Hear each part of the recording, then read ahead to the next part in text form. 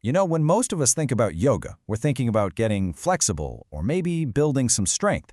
But what if that's just scratching the surface? Today, we're going to dive deep into our source material to explore a much older, much more profound dimension of the practice. We're talking about its energetic and spiritual core. Think of it as the hidden science behind it all. And this quote from the material we're exploring just gets right to the heart of it. Yoga as inner alchemy, not outer gymnastics. It's basically telling us to stop thinking about it as a workout. It's a transformative process, something designed to change us from the inside out. So let's really sit with that for a second.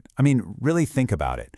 What if every single pose, every breath we take on the mat isn't just about stretching a muscle, but about fundamentally rewiring our consciousness? Well, that's the whole premise we're exploring today. So to really get a handle on these advanced techniques, we've got to start at the beginning. We need to look at what Hatha Yoga was originally all about, because trust me, it's probably not what you're imagining. The texts we're looking at explain that Hatha isn't just a style like Vinyasa or Bikram. It's an energetic formula. Ha represents that active, fiery solar energy, and Tha is the receptive, cool, lunar energy. And the whole point of the practice was to bring these two opposing forces together to awaken this incredibly powerful inner energy, something the text calls the dragon fire. Okay, now this is where it gets really fascinating. The material introduces this key idea called the threshold of revelation. It suggests that the secret is holding a pose for 5 minutes or longer. See, in those first couple of minutes, your body's just adjusting physically.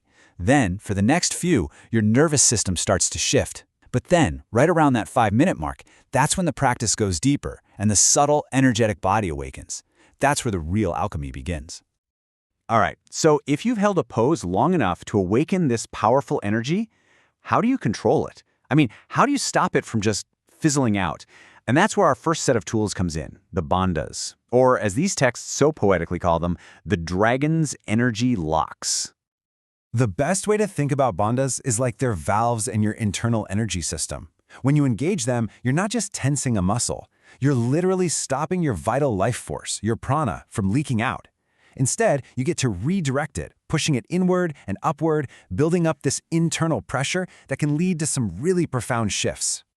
And the foundation for all of this, the starting point, is Mula Bandha, also known as the root lock.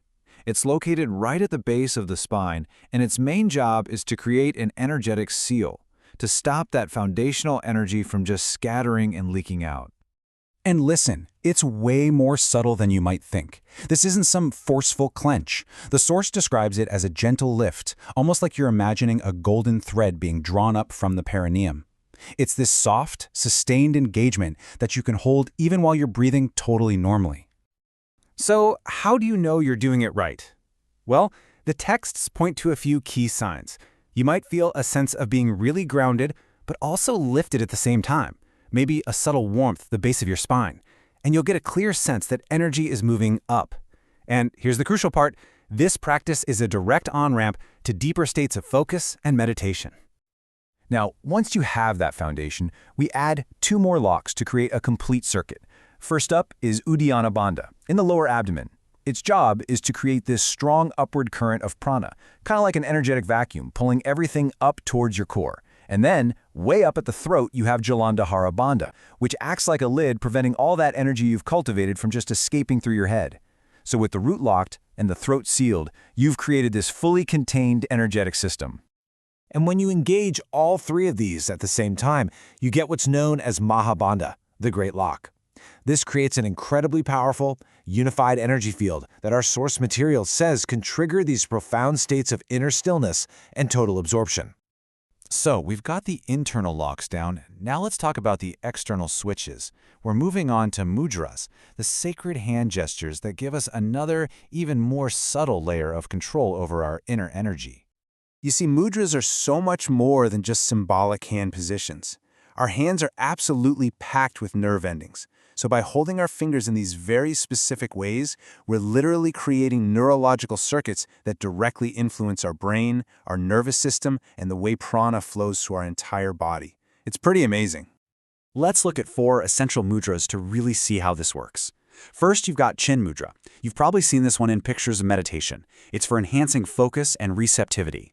Then there's Dhyana Mudra, with the hands resting in the lap, which helps cultivate this profound sense of inner stillness. Apana Mudra is all about release and detoxification, helping to ground downward moving energy. And finally, you have Prana Mudra, which actually helps boost your overall vital energy. It's perfect for when you're feeling a little depleted. You can see how each one is like a specific command you're sending to your nervous system. Okay, so we have these incredibly powerful tools, the locks and the gestures, but how do you actually use them?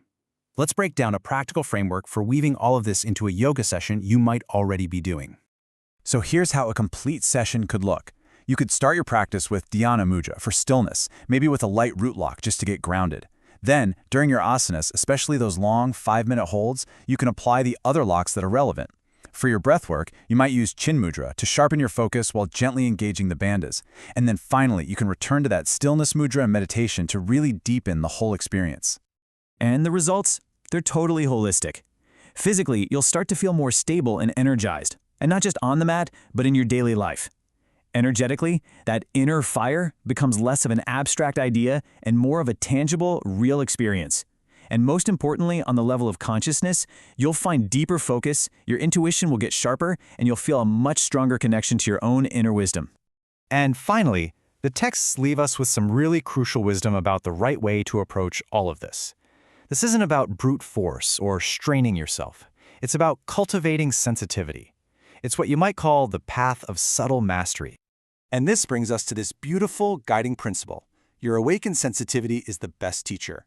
What this means is that a soft, continuous engagement of a bandha is way more potent than a forceful one. The real goal here is to learn to listen inwardly, to let your own direct experience become your guide, even more than any book or teacher. And this is really the ultimate takeaway. The poses, the locks, the gestures, all of them are just tools. The real yoga is the awareness, the consciousness you bring to those tools. The practice isn't the shape your body is making, it's about what's happening inside that shape. And that leaves us with this final, really powerful question to consider.